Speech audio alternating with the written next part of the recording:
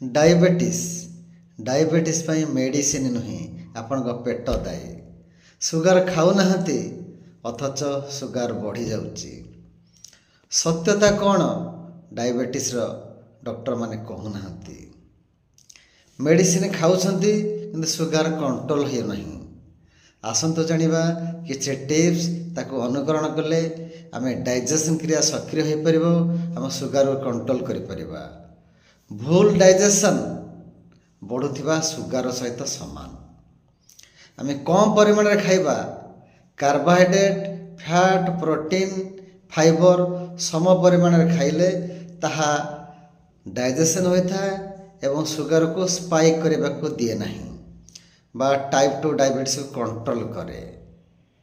ପ୍ରଥମେ ଖାଦ୍ୟକୁ ଚୋବେଇ ଚୋବେଇ ଖାଆନ୍ତୁ।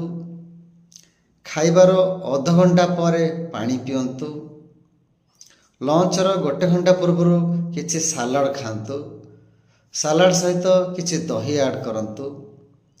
ରାତିରେ ଡିନର 6ରୁ 7ଟା ଭିତରେ ସାରନ୍ତୁ। ରାତିରେ 10ଟା ପୂର୍ବରୁ ଶୋଇଯାଆନ୍ତୁ।